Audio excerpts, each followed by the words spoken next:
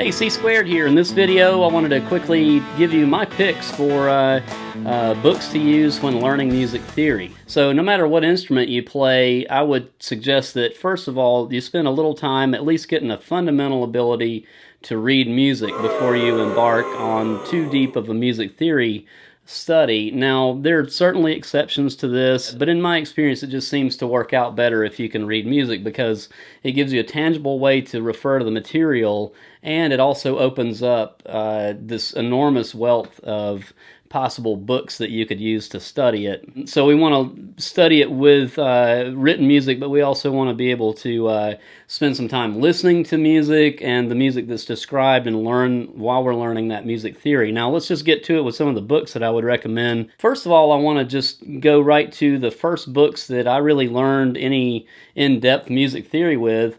Was when I was in community college a long time ago. We used these books called Harmonic Materials in Tonal Music. Now, this is a later version, and this is an old version, but the versions we used when I was in community college were even way before this. This is the part one. There's part one and part two of this. I think there might be another preliminary book before this, but this kind of jumps right into learning more than just scales, learning about part writing and voices and how the notes really should move with more than one voice, that kind of thing. And to me, learning chords without learning voice leading is really, I don't know, it leaves this huge hole in your understanding, a big gap that just really needs to be filled. So some people learn voice leading just by the process of maybe learning to play piano, learning music that has great voice leading built into it, but it's still helpful no matter what instrument you play to have a conscientious study of that. Now, what I do like about these books, I don't know if they still make these, they probably do, but they have a workbook type design where the page has like half the page is the information that you're learning, the other half you can cover up with a sheet of paper, and there are problems as you go along that you can fill in. So it's sort of like a textbook and workbook in one. I really love that design, especially if you're going to do sort of a self-taught type of study. So anyway, I highly recommend these books if you can find them. It's Harmonic Materials in Tonal Music, a programmed course, and it's by Paul O'Harder and Greg Steinke, I'm assuming is how you would pronounce that. But anyway, these are great books still for learning that, and it's very classical, very Baroque-oriented material. And if you're a contemporary musician, or rock musician, jazz musician, country, blues, whatever, it's still important to go back and study that classical and Baroque music because that's where our system really developed. So it doesn't matter what kind of music you play, you should definitely understand that music that was the style that was going on when the music was being developed, the system as we know it. Moving forward, another book set that I like that covers that same material is this one called Tonal Harmony, and it's by Stefan Kotska and Dorothy Payne, or Kotska and Payne. This book, I think, is still probably in regular use in colleges around the country, and it's just called Tonal Harmony.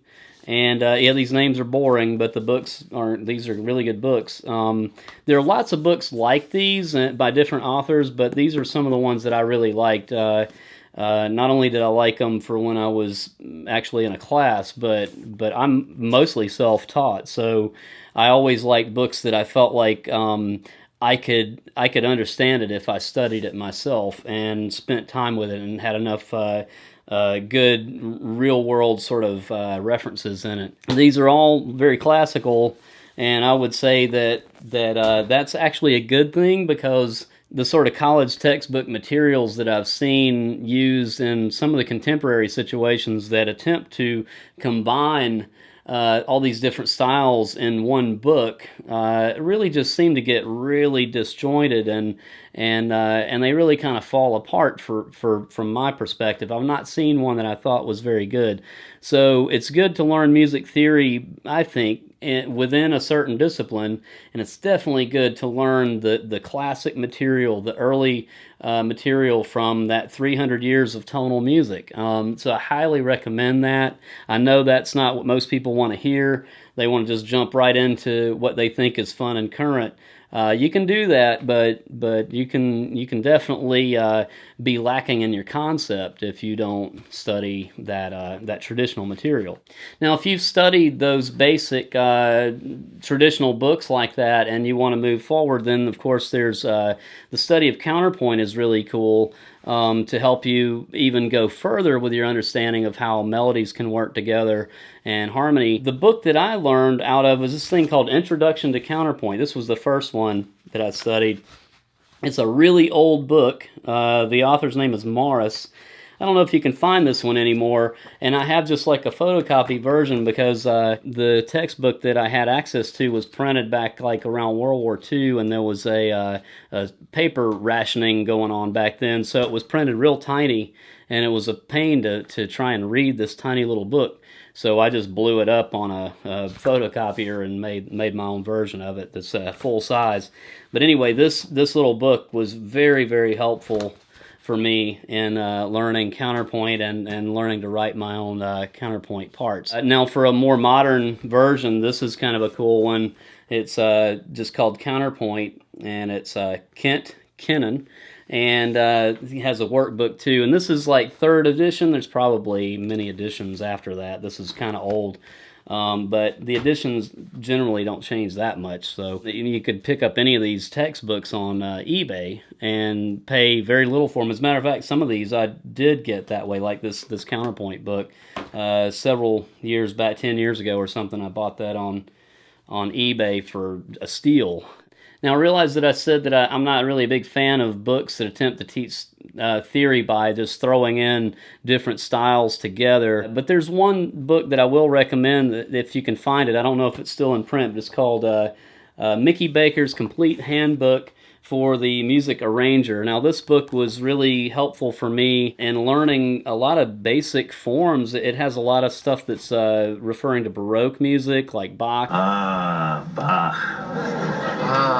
Bach, smile a little bit. And things like that. It's also sort of goes into a jazz perspective as well. Very, very cool book. Now, moving into more of a jazz idiom, I would highly recommend this book that's called The Jazz Theory Book. Again, not a real creative title, but it doesn't need to be, by Mark Levine. This book is obviously strictly from a jazz perspective. The music is presented really more from a piano perspective or presentation, but it's very good for learning a lot about the common practices in jazz over the years.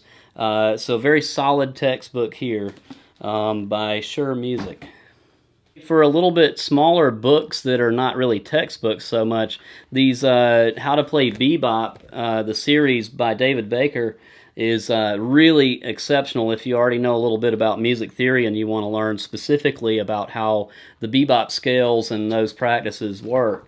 So I'd highly recommend that. I only got 2 of them here, but there's I think there's at least 3 in the series. Okay, so if you've made it this far with me, I'm going to go to an even less popular topic, and that is ear training.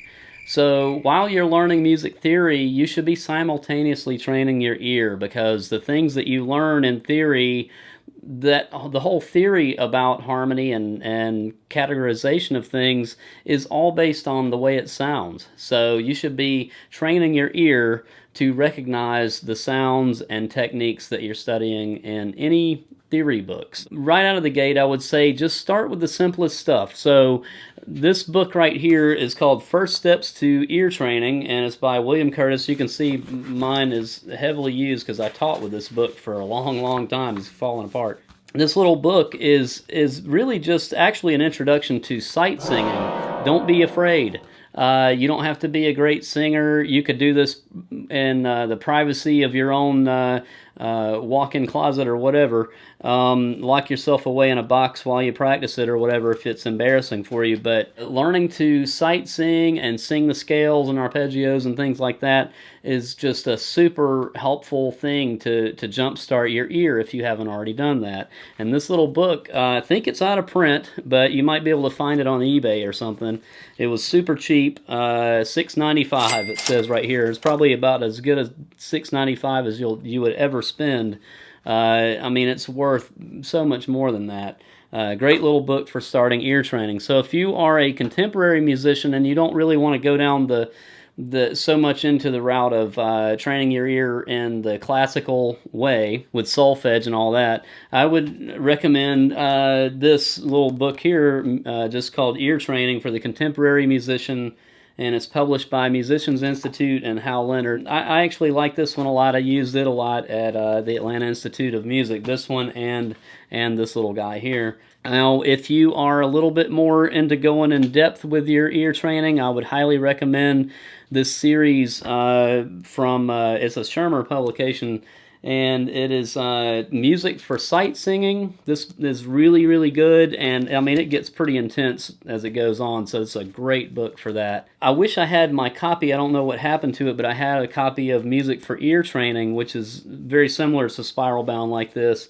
And Music for Ear Training is one of the best, probably the best ear training book I've ever come across. So if you really want to go in depth, it's a little bit more of a classical book, so beware. But man, what a great book that is. So it's the same series. And now here's another one, Music for Analysis. So this would kind of tie in for you know, learning your theory and then analyzing real music. Again, these are pretty much classical books right here, but I would highly recommend them. The whole thing of learning classical music, the theory and harmony of classical music, and by classical I mean really anything from right around 1600 to 1900. So that sort of broad definition of tonal music. So I would highly recommend that you learn your music theory initially based on something that's written around that period, because that's the fundamentals of how all the same things that developed into jazz and into blues and into rock and country and, you know, whatever kind of music that you're into. So I would highly recommend that. It worked for me. And all it takes is some patience and a love of the process. Music is a really amazing, fascinating topic, and the deeper you go, the more amazing it gets. I hope that this will maybe inform you just a little bit about where to start if you were looking to find some books to study with, and hopefully it's encouraging because I know it's a long road, it's a big journey to get into, but you'll be glad you did. So if you like this video, click like, subscribe if you want to see more videos. There's all kinds of topics I'm going to cover on this channel, and I hope to see you soon.